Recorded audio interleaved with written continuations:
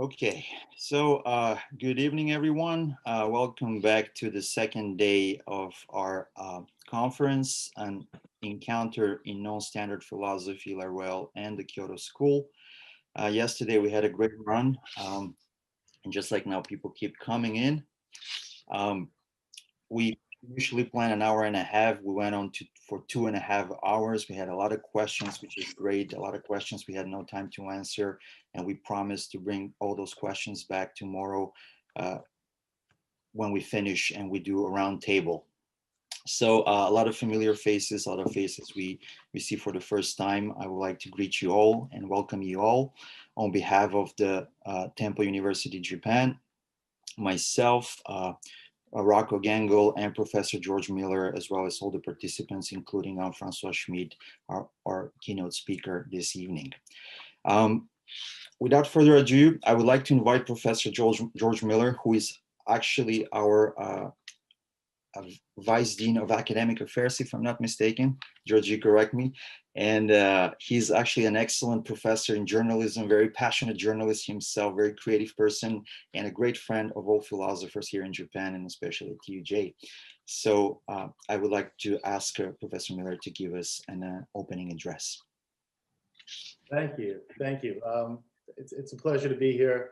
My name is George Miller, and I'm actually the Associate Dean for Academic Affairs at the Japan campus.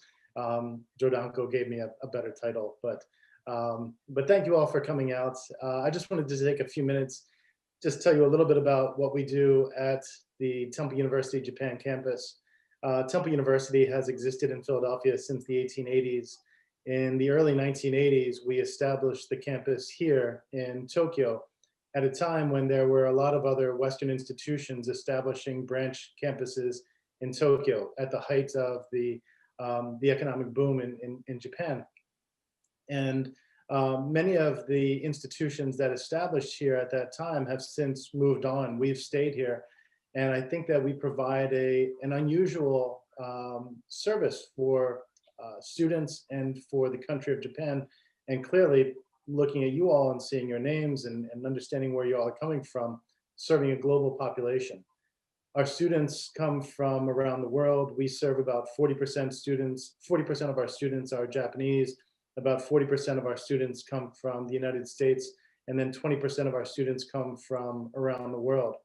All of which brings together a very interesting mindset, different ideas, different backgrounds, different cultural understandings and experiences, and it creates a really vibrant international community.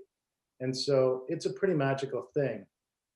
To me, with us here in Tokyo, I feel like we have a responsibility to be a hub for intellectual ideas, for intellectual activity. And so when Jordan reached out to me and talked about doing this program, I said, absolutely, 100%. You know, philosophy and understanding knowledge and developing critical thinking and understanding the mind are unbelievably important things that we should be at the center of and helping to bring ideas to Japan, and then on a larger scale, sending those ideas to our students and to our faculty and our friends in the greater Temple Japan community so that they can take those ideas around the world. And I think this is a pretty great example of just that.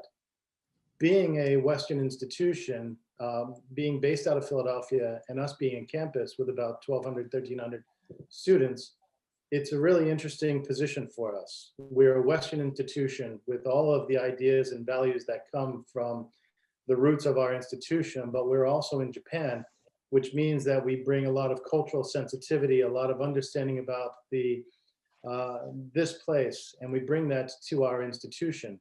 Our faculty come from around the world, and again, you know, it's bringing all those ideas into this place. And so it's really a wonderful place to learn about the way that people think, with the Western mindset and the Eastern mindset meeting all together at once. And then with faculty who come from around the world, like Jordan, it creates a really vibrant experience for our faculty and for our staff and for our students. And so hopefully at some point, maybe we can all get together. I know by being online, it creates that opportunity to have all of you checking in from around the world.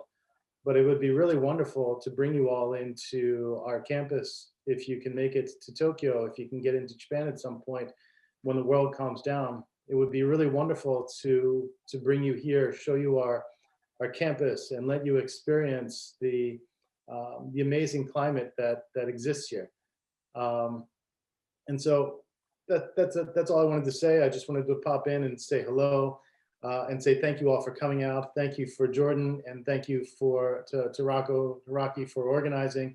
Thank you to Anne Francois for being our a keynote speaker, and thank you to Jeremy for being the interpreter for the event.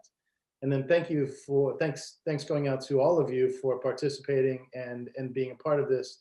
And I hope this is just the beginning, that we can continue doing this more and more, whether it be online on a global scale or in person, hopefully someday in Tokyo, or maybe we can all go and meet Anne Francois in Paris, which sounds like a better idea. But hopefully we can all get together, and it would be wonderful, and I would look forward to meeting you all. Thank you. Thank you, George. I really cannot emphasize enough how important you were in making sure that this conference happens. If it wasn't for George's support, we wouldn't have been able to do this today. So I really, on behalf of everyone here, I would like to thank you again, and thank you for your time on a weekend in Tokyo at night, for your kind words and supportive words. Thank you very much. It's my pleasure. Thank you.